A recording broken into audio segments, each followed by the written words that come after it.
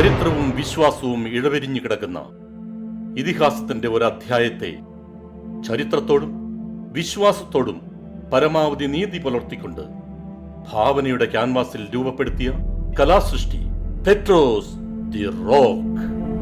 കേവലം 100 പേരിൽ താഴെ മാത്രം അനുയായികളുണ്ടായിരുന്ന ഒരു വിശ്വാസം എല്ലാ വേട്ടയാടലുകളെയും അതിജീവിച്ച് ഇന്ന് 230 കോടി മനുഷ്യരുടെ ഹൃദയങ്ങളിൽ ഇടം നേടി ലോകത്തിലെ ഏറ്റവും വലിയ വിശ്വാസ സമൂഹമായി മാറിയ കഥ.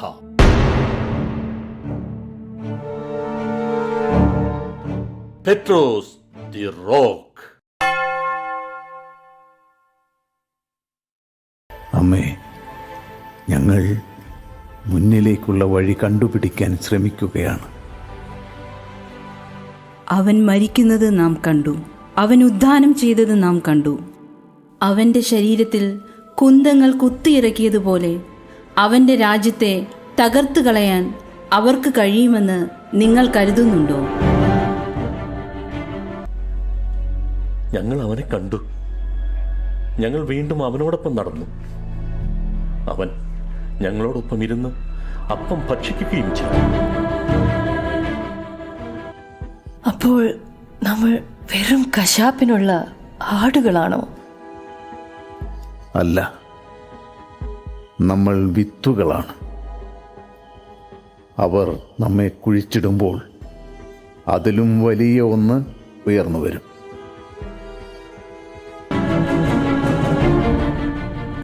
എന്തു ചെയ്താലും സമാധാനം കിട്ടില്ലെങ്കിൽ അങ്ങേക്ക് എന്തുകൊണ്ട് ശരിയുടെ പക്ഷത്ത് നിന്നുകൂടാ? നിന്റെ ശരി റോമിന് ശരിയാകണം എന്നില്ല. ശരികൾ സീസറിന്റെ കോപത്തിൽ നിന്ന് ഗവർണർമാരെ രക്ഷിച്ചിട്ടില്ല. നമ്മെ വിശുദ്ധരായി നിലനിർത്തുന്നത് എന്താണ്? വിശ്വാസം. ദേവാലയത്തിന്റെ തിരശ്ശീല നെടുകെ പിളർത്തിയവനിലുള്ള വിശ്വാസം. കൊള്ളപ്പലിശക്കാരെയും കള്ളക്കച്ചവടക്കാരെയും ചമ്മട്ടി കൊണ്ട് ആട്ടി ഓടിച്ചവനിൽ ഉള്ള വിശ്വാസം. പാപമില്ലാത്തവർ കല്ലെറിയട്ടെ എന്ന് പറഞ്ഞവനിലുള്ള വിശ്വാസം. നമ്മുടെ പിതാക്കന്മാർ ചുമന്നു നട്ടല് വളഞ്ഞുപോയ ആചാരത്തിന്റെ നുഖത്തിന് പകരം പ്രതീക്ഷ നഷ്ടപ്പെട്ടവർക്ക് സ്നേഹത്തിന്റെ പുതിയ കൽപ്പന നൽകി അവരെ വീണ്ടെടുത്തവനിൽ ഉള്ള വിശ്വാസം. എന്നാൽ ഇവിടെ വെച്ച് ഞാൻ പിന്തിരിഞ്ഞോടിയാൽ എന്നെ ഓർത്ത് പിന്നീട് നിങ്ങൾക്ക് തലകുനിക്കേണ്ടി വരും.